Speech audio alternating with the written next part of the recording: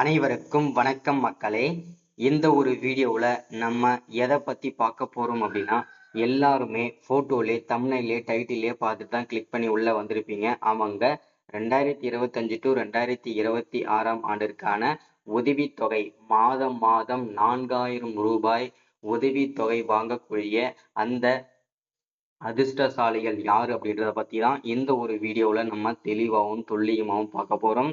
இந்த 3 வகை ரேஷன் அட்டைதாரர்களுக்கு கண்டிப்பாக இந்த மாதம் மாதம் 4000 ரூபாய் உதவித்தொகை கிடைக்க போகிறது. அதை பத்தின அப்டேட் முழுமையா பார்க்க போறோம். சரிங்களா? தற்போதைக்கு வரைக்கும் பார்த்தீங்கன்னா மகளிர் உரிமை தொகை திட்டத்துல கிட்டத்தட்ட 1 கோடிக்கும் மேற்பட்ட அதாவது பார்த்தீங்கன்னா குடும்ப தலைவிகளை வந்து பயன்பெற்று வந்துட்டு இருக்கிறாங்க.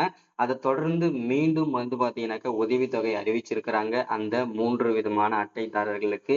அது யார் யாருக்கு என்னென்ன வகையான உதவித்தொகை கிடைக்க போகிறது, அதற்கான முழுமையான அப்டேட் தான் இந்த ஒரு வீடியோவில் நம்ம பார்க்க போறோம். சரிங்களா? ஸோ என்னென்ன வகையான உதவித்தொகை அப்படின்னா, கல்வி உதவித்தொகை, வேலைவாய்ப்பற்றோர் உதவித்தொகை, திருமண உதவித்தொகை, முதியோர் உதவித்தொகை, விதவை உதவித்தொகை, கலைஞர் மகளிர் உரிமை தொகை, டாக்டர் முத்துலட்சுமி ரெட்டி மகப்பேறு நிதி உதவி திட்டம், இந்த மாதிரி ஒரு 4-5 விதமான முதியோர் அதாவது பார்த்தீங்கன்னா உரிமை தொகை வந்து கிடைக்க போகிறது. ஸோ அதை பற்றின அப்டேட் தான் இந்த ஒரு வீடியோவில் நம்ம தெளிவாகவும் துல்லியமாகவும் பார்த்து தெரிஞ்சுக்க போகிறோம். நம்ம இந்த உதவித்தொகையெல்லாம் வாங்கணும் அப்படின்னா நம்ம என்னென்ன பண்ணணும், எப்படி அப்ளை பண்ணணும், என்னென்ன டாக்குமெண்ட்லாம் தேவைப்படும், ஸோ இதை பற்றின எல்லா டீட்டெயில்ஸுமே வீடியோவில் தெளிவாக பார்க்கலாம்.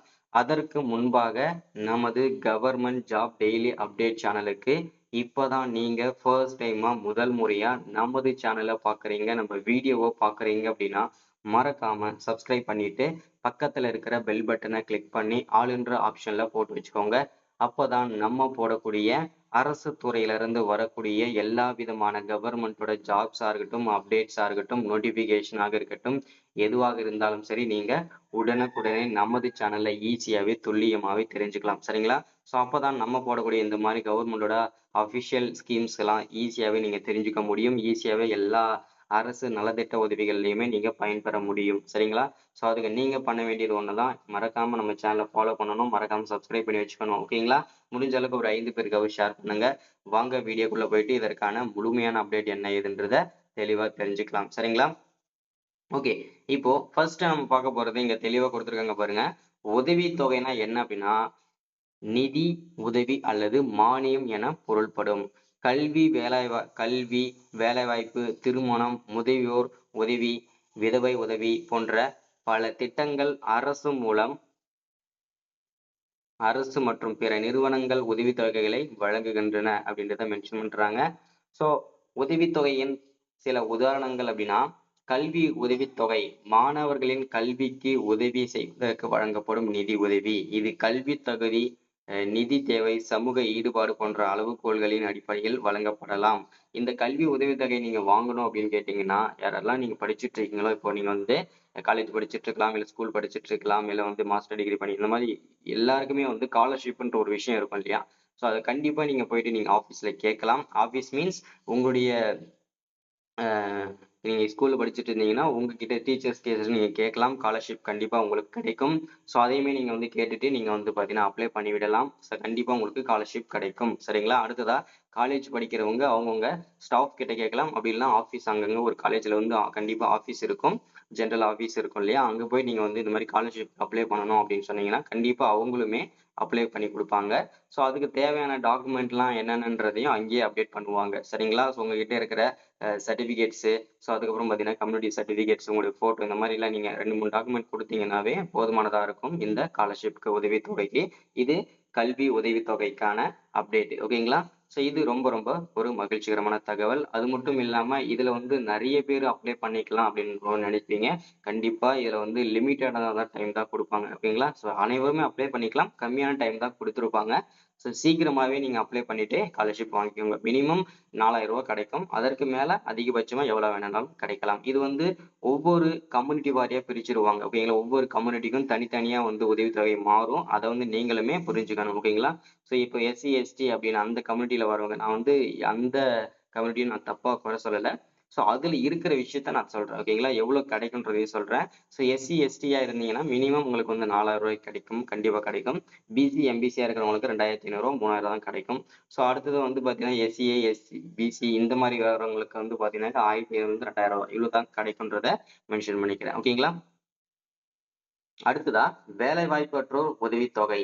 இதுல வேலை இல்லாத இளைஞர்களுக்கு வழங்கப்படும் உதவித்தொகை. அதாவது யார் யாரெல்லாம் இந்த வேலைவாய்ப்பற்றோர் உதவித்தொகைக்கு நீங்க அப்ளை பண்ணலாம், எங்கெங்கெல்லாம் அப்ளை பண்ணலான்றத தெளிவா சொல்றேன்.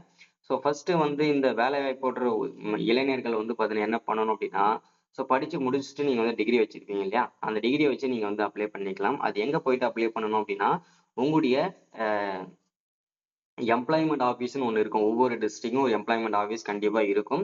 அந்த எம்ப்ளாய்மென்ட் ஆஃபீஸ்ல போயிட்டு நீங்க இந்த ம் வேலைவாய்ப்போற்ற உதவித்தொகைக்கு அப்ளை பண்ணணும்னு சொல்லிட்டு அந்த ஆஃபீஸ்ல கேட்டீங்கன்னா ஃபார்ம் குடுப்பாங்க.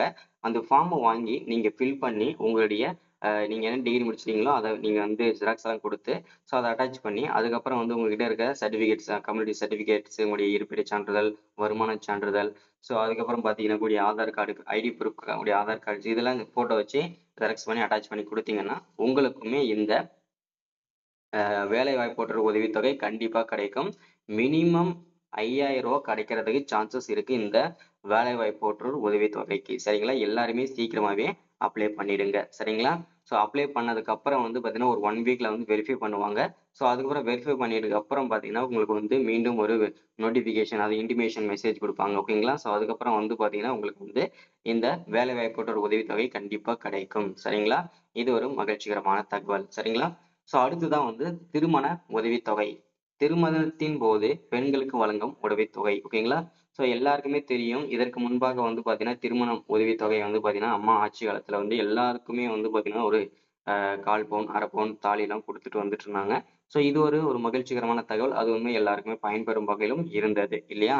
ஸோ இது மாரி வந்து பார்த்தீங்கன்னாக்கா, இது மாரி வந்து இப்போ இந்த திருமண உதவித்தொகை நீங்க வாங்கணும் அப்படின்னு நினைச்சீங்க அப்படின்னா, ஒவ்வொரு மாவட்டத்துக்கும் ஒரு எம்எல்ஏ இருப்பாங்க இல்லையா? ஸோ அவங்க கிட்ட போய் நீங்க வந்து இந்த மாரி வந்து திருமண உதவித்தொகை வேணும் அப்படின்னு சொல்லிட்டு நீங்க முறையிட்டீங்க அப்படின்னா, இந்த மாரி சொன்னீங்க அப்படின்னா, கண்டிப்பா அவங்க வந்து பார்த்தீங்கன்னா, இதுக்கு வந்து பார்த்தீங்கன்னா உதவி செய்வாங்க. அதுக்கப்புறம் அவங்க வந்து பார்த்தீங்கன்னா, அந்த மாவட்டத்தோட மினிஸ்டர் கிட்ட பேசி, உங்களுக்கு வந்து பார்த்தீங்கன்னாக்க, ஒரு 10,000த்துல இருந்து 20,000 வரைக்கும் இதுல வந்து உதவித்தொகை வந்து கிடைக்கிறதுக்கான சான்சஸ் அதிகமாவே இருக்கு. சரிங்களா? ஸோ இப்படி வந்து நீங்க திருமண உதவித்தொகைன்றத வாங்கிக்கலாம். சரிங்களா? அடுத்ததா வந்து முதியோர் உதவித்தொகை. முதியோர்களுக்கு மாதந்தோறும் வழங்கப்படும் உதவித்தொகை. அதாவது இந்த முதியோர் உதவித்தொகை யாருக்கெல்லாம் கிடைக்கும் அப்படின்னா, ஒரு 60 வயசுலருந்து 80 வயசுக்குள்ள 100 வயசுக்குள்ள இருக்கிற வயதானவர்களுக்கு வந்து ஆண்கள், பெண்கள் எல்லா அனைவருக்குமே வந்து இந்த முதியோர் உதவித்தொகை வழங்கப்படும். மாதம் ரூ. 1200 சரிங்களா?